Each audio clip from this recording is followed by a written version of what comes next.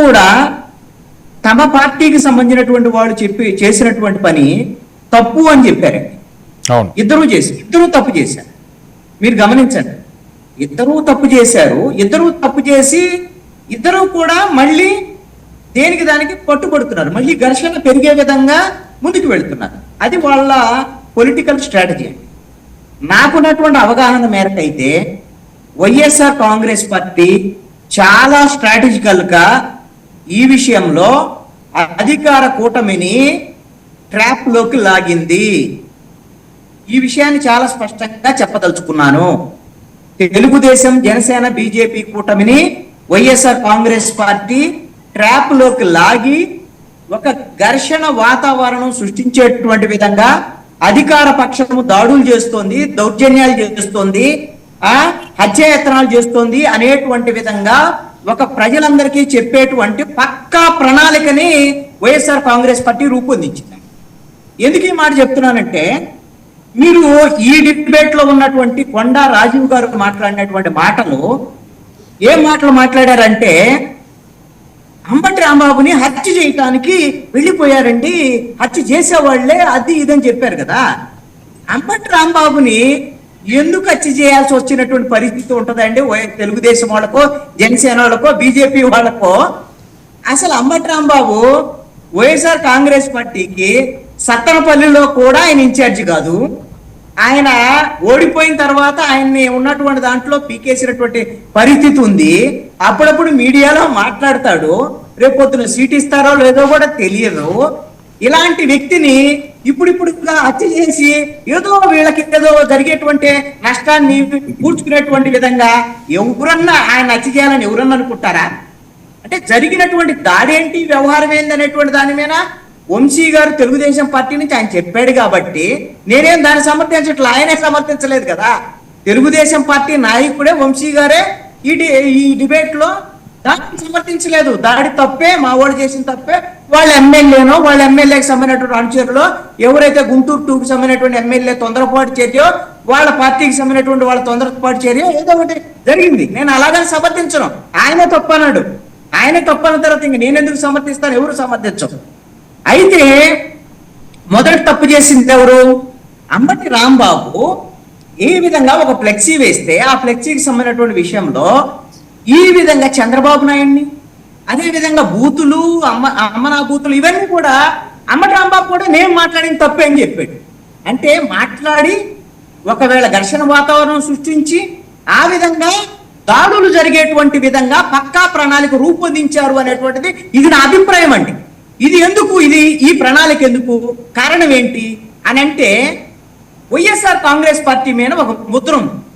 నాలాంటి వాళ్ళు కూడా ఏం మాట్లాడారంటే గత 5 ఏళ్లలో, గత లాస్ట్ 2 years సంబంధించినటువంటి విషయంలో భారతదేశంలో ఏ రాష్ట్రంలో కూడా ప్రతిపక్ష పార్టీ ఆఫీస్ మీద దాడి జరగలేదు, ప్రతిపక్ష నాయకుడి ఇంటి మీద దాడి జరగలేదు. ఇంత అప్రజాస్వామికమా? ఇది తెలుగుదేశం సమస్య కాదు, ఆంధ్రప్రదేశ్ లో ప్రజాస్వామ్యం మొత్తం కూని అవుతుంది, దీన్ని నేను ఒప్పుకోవటం లేదు అని డిబేట్ లో అరిసి గీపెట్టి మరి నేను కూడా చెప్పాను. మరి ఎందుకు అది ఆ విధంగా వైఎస్ఆర్ కాంగ్రెస్ పార్టీ ఓటమికి నాలాంటి వాళ్ళు మాట్లాడడం కూడా కారణమే. మరి ఇప్పుడు అదే వైఎస్ఆర్ కాంగ్రెస్ పార్టీ చాలా పక్కా ప్రణాళికగా ఈ ఒక్క ముద్ర మనకు ఉంది కదా, మనం ఇలాగా దాడులు చేశాం కదా, మరి దాడులకు సంబంధించినటువంటి అంశం ఇప్పుడు ఎలాగ మళ్ళీ పోవాలంటే, కాంపన్సేట్ చేయాలంటే మేము మంచోళ్ళం అంతే కాదు, మాకన్నా వీళ్ళకి అధికారం వస్తే వీళ్ళు కూడా దాడులు చేస్తారు. చూడండి, తెలుగుదేశం, జనసేన, బీజేపీ కూటమి కూడా దాడులు చేస్తుంది, అప్రజాస్వామిక చర్యలకు పాల్పడుతుంది. నువ్వు కృష్ణాంజనేయులు ఎందుకు మాట్లాడవో తెలుగుదేశానికి వ్యతిరేకంగా, జనసేనకు వ్యతిరేకంగా, బీజేపీ కూటమికి వ్యతిరేకంగా అని మా మీద కూడా ప్రెజర్ తీసుకొచ్చేటువంటి విధంగా ఇప్పుడు వాతావరణాన్ని క్రియేట్ చేశారు. నేనేమి ఇప్పుడు దాడి అప్పుడు వైసీపీ చేస్తే తప్పు, ఇప్పుడు తెలుగుదేశం చేస్తే రైటు అని నేను అన్నాను. ఎందుకంటే అప్పుడు వాళ్ళు చేసినా తప్పే, ఇప్పుడు తెలుగుదేశం వాళ్ళు చేసినా కూడా తప్పే.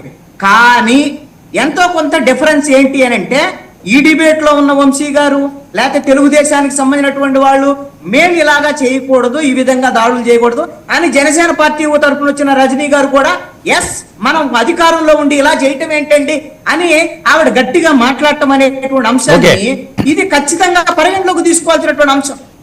కాబట్టి ఇప్పటికైనా అధిష్టానం ఏదైనా ఒక ఆదేశాలు జారీ చేయాలంటే, సపోజు చంద్రబాబు నాయుడు ఒక ఆదేశాలు జారీ చేయాలండి. తెలుగుదేశం ఎవరైతే ఉన్నారో గుంటూరు 2కు సంబంధించినటువంటి వాళ్ళు అంబటి రాంబాబు ఇంటి మీదకి ఎవరైతే పోయారో ఆయన ఈ విధంగా క్షమాపణ చెప్పని మీరేం ఒత్తిడి చేయొద్దు, ఎనిక్కొచ్చేయండి అని ఆదేశాలు జారీ చేయాలంటే చంద్రబాబు నాయుడు, అరే చంద్రబాబు నాయుడు నువ్వు అమ్మనాభూతులు తిట్టినటువంటి అంబటి రాంబాబుకు సంబంధించినటువంటి విషయంలో క్షమాపణ కూడా చెప్పించుకోలేకపోతే అధికారంలో ఉండి అసలు మనకెందుకు, మన ప్రభుత్వం ఎందుకు, మన పార్టీ ఎందుకు అని కార్యకర్తల్లో వచ్చేటువంటి వ్యతిరేకతను కూడా మరి చంద్రబాబు నాయుడు అదేవిధంగా నారా లోకేష్ తెలుగుదేశం పార్టీ ఎలాగా కవర్ చేసుకోగలదు? ఇది నాయకత్వానికి ఉండేటువంటి సమస్య. నా సూచన ఏమిటి అంటే, ఇప్పుడు అధినాయకత్వం ఏదైతే లేకపోతే వాళ్ళ పార్టీ వాళ్ళ సంగతి నేను చెప్పను, ప్రభుత్వానికి సంబంధించి ఓకే తెలుగుదేశం జనసేన బీజేపీ కూటమి ఎవరు ఏం మాట్లాడినా రెచ్చగొట్టేటువంటి మాట్లాడినా వాళ్ళ మీద మాట్లాడినందుకు చట్టపరంగా చర్యలు తీసుకోండి. అరెస్ట్ చేస్తే అరెస్ట్ చేయండి, జైలుకు పంపితే జైలుకు పంపండి. అంతే తప్ప భౌతికమైనటువంటి దాడుల వల్ల మీరు వైఎస్ఆర్ కాంగ్రెస్ పార్టీకి చేతులారా మీరు అవకాశం కల్పిస్తున్నారు. ఆ రోజున పట్టాభి ఇంటి మీద దాడి జరిగితే ఏ విధంగా అయితే వైఎస్ఆర్ కాంగ్రెస్ పార్టీకి నష్టం జరిగిందో మీరు చాలా స్పష్టంగా ఇంట్రోలో చెప్పారు. తెలుగుదేశం ఆఫీసు మీద దాడి, చంద్రబాబు నాయుడు ఇంటి మీద దాడి, పట్టాభి ఇంటి మీద దాడి, ఇవన్నీ వైఎస్ఆర్ కాంగ్రెస్ పార్టీకి 11 సీట్లు తీసుకురావడంలో కారణమైంది.